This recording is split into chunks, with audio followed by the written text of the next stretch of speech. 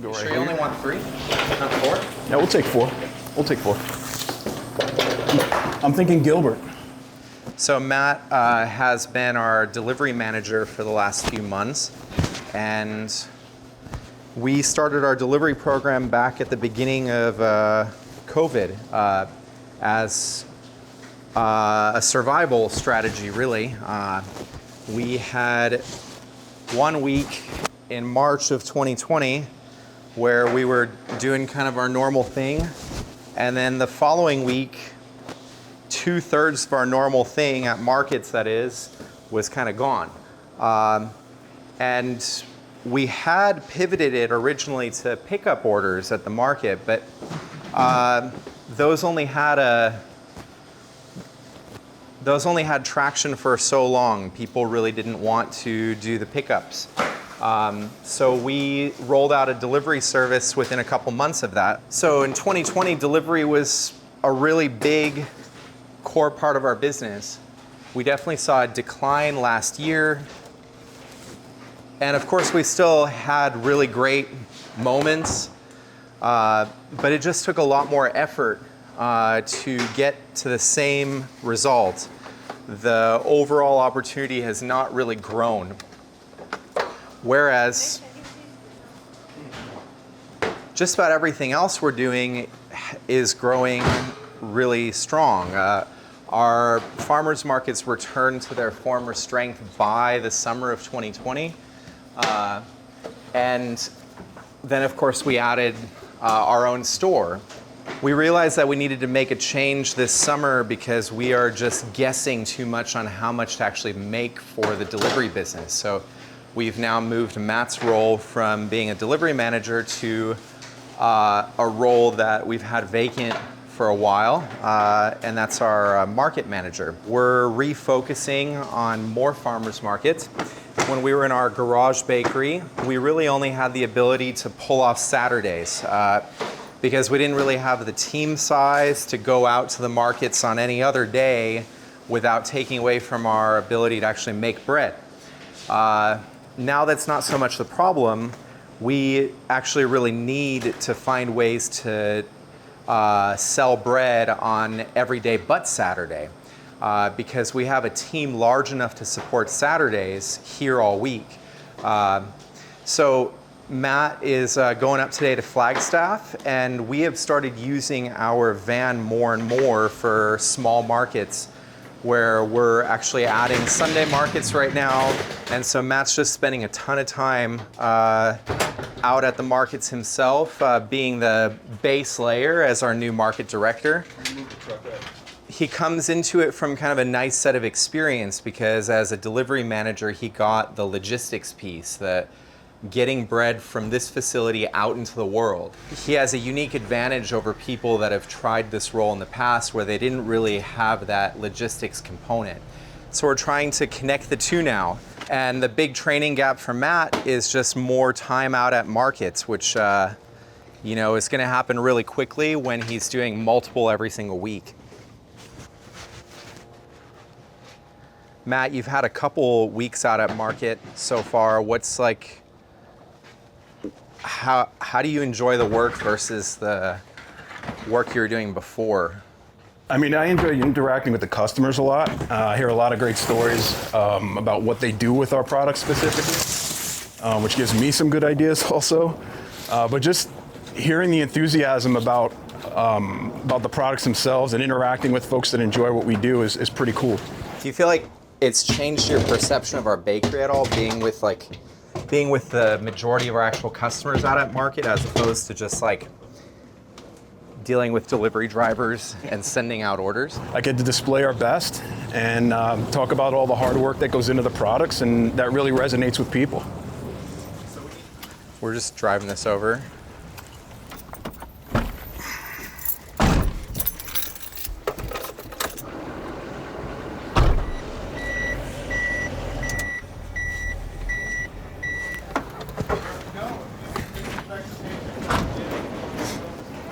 Braids? Yeah, for the braided filling. I don't even think I know how to do those. You don't, but if you're interested, you can look at it. We need 3 tables, yeah.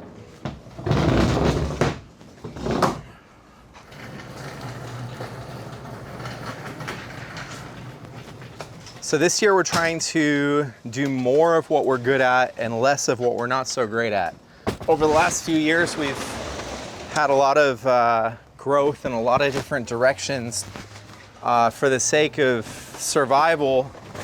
And as we grow the whole, we can start being a little bit more choosy about the types of business that does good for us versus kind of distracts us from our focus or throws the balance off.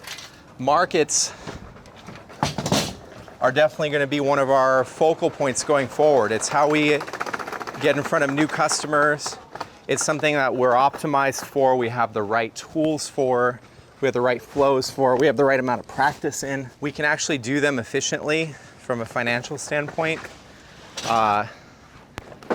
Massive companies like Uber Eats and DoorDash can't seem to make a profit on delivery. Imagine how much harder that makes making a profit for a small business that's not really a delivery business at its core. So I'm really excited to have people that we've had in leadership like Matt learn the market side by actually going out to markets on our van and using it throughout the week. It'll be interesting to see how much better we can make all of our staffing out at markets this year as we focus. It'll be a lot easier for us to also forecast how much to make of everything. Deliveries are always this big kind of mystery box on how much people are going to order because the volatility is really high. That means like certain weeks there's a lot of orders and other weeks there's just not. And for any food-based business, I think that's kind of a killer. The volatility kills you because it's really hard to plan resources accordingly. When your production changes from day to day, it's pretty hard on your staff, hard to find routines. And all of the inconsistency, all of the variance amounts to inefficiency in a food business. We are currently making moves to try to be more consistent through the week. It's almost like we built one slice of a pie when we were in the garage. And back in the garage, that was kind of a whole pie in and of itself. It worked. We had smaller costs. We didn't have rent to pay. We didn't have basic things to pay. Now in a commercial space, it is only one slice of a pie. And our whole business is kind of pinned up against that one slice. I'm really kind of referring to Saturdays. We've grown Saturdays to be this giant thing, and the rest of the business is kind of supporting Saturdays. What we need is to build all the other slices of the pie to make it whole again. So when we had to move to Main Street originally, Amanda and I sort of lamented back then that it would mean kind of going through the process of 2017 to 2020 all over again. And that's proving true. Where we're at today, a year into the new location, feels about like where we were a year into the garage development. I mean, we're at a whole nother level, don't get me wrong. You know, we know a lot more, the bread's better, our production is at a higher caliber, but it's kind of like the major league equivalent of where we were in those minor leagues back then, as far as inefficiency in how we use our human resources, how we use our resources as a whole. We have a lot of improvement to do if we want to thrive as a bakery. For us, that's going to involve actually building 2 new stores this year as well as a warehouse, because we have to find a way to match our Saturday revenue through the rest of the week. You can do that with a number of things. You can sell a lot of bread to restaurants. You can wholesale in other ways. You can try to build a delivery business. We want to do the same thing we've been doing on Saturday, except all week long. We want to bake bread, deliver it to ourselves, and sell that bread directly to our customers. So we're putting one puzzle piece in front of the other until we finally realize this new whole pie. With every bit more bread that we produce, it puts that much more strain on what is meant to be a production line here. And it's quite literally a line, this building. It's really long and really narrow. And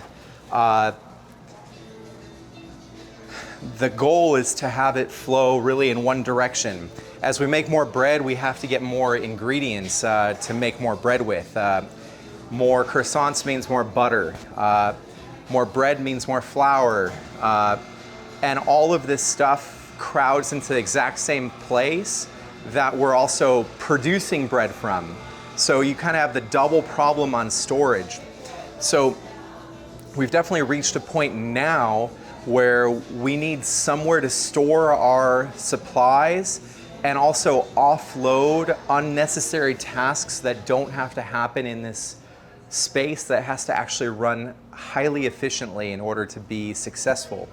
So we're, in addition to working on 2 stores, working on a warehouse setup, and that warehouse will be adjacent to one of the stores. We'll bring in our old garage equipment there. We'll build our redundancy as a bakery, but we'll also have all of the tools necessary to make this place run in one cycle, where we can continue to grow at a sustainable level without breaking ourselves along the way. Because right now, if you just do calculations, like forget rolling out croissants or shaping bread, if you just sit at a computer for a moment, look at Proof's past performance, look at where it's going, you can calculate a point at which we start to harm ourselves, where we no longer have space on the floor for flour, where our walk-in is cluttered with ingredients so that we don't have space for bread that needs to be cold fermented before baking. So we're solving these issues dynamically and trying to reach a level of a full flow for our business. The issue for us was we built one day out so well from a garage, and now scaling to commercial means we kind of have to level up the rest of the week more or less to at least where we were on that one day in the garage. Saturday continues to grow, and that's a bit of a problem because we need the rest of the week to come along with it in order to thrive. It'd be a different story if people really wanted to perform at a high level on part-time. But the level of skill required to work in our business really demands a full-time, committed teammate. So it's a little bit complex. You know, sourdough is as simple as flour, water, and salt. Croissants add just a couple extra ingredients. And you know, we've been making these products for tens of thousands of years, but as a society, we have not been supporting groups of 30 people making these products while feeding tens of thousands. We did the math. Last week, we created like 20,000 meals here.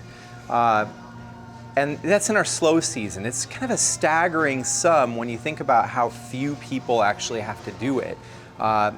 Yet, if we don't do it just right, then there's not enough revenue coming in to support all of it.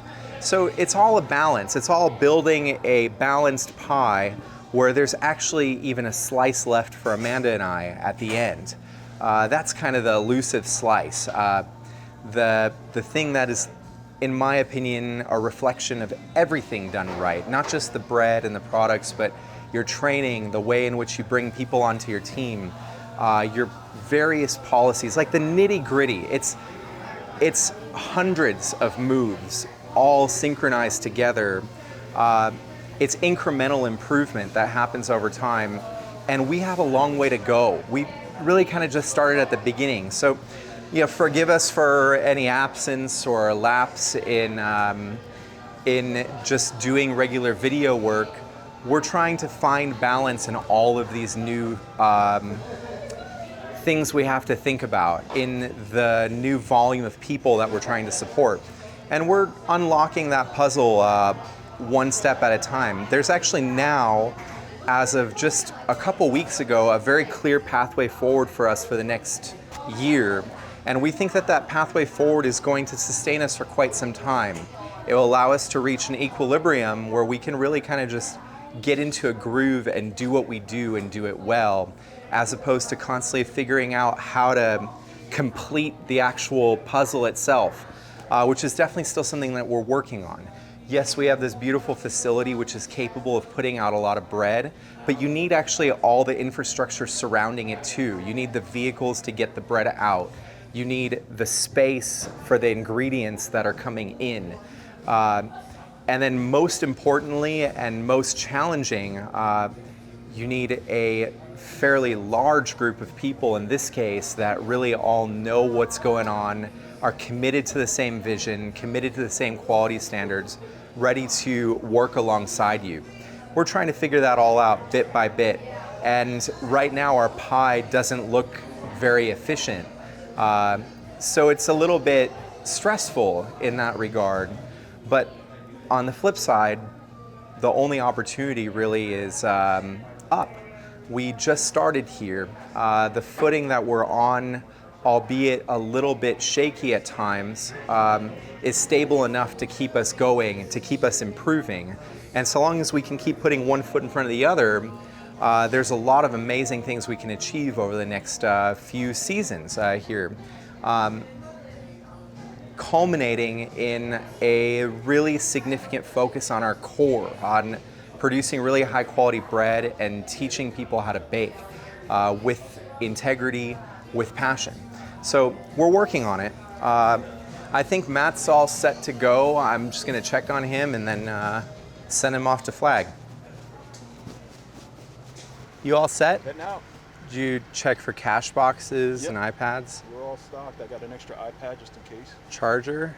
Got a charger. Ran through your supply list. Cool. Check, check, and check. All right. Well, good luck today. Thank you. We'll see you. Stay safe. Yeah. All right.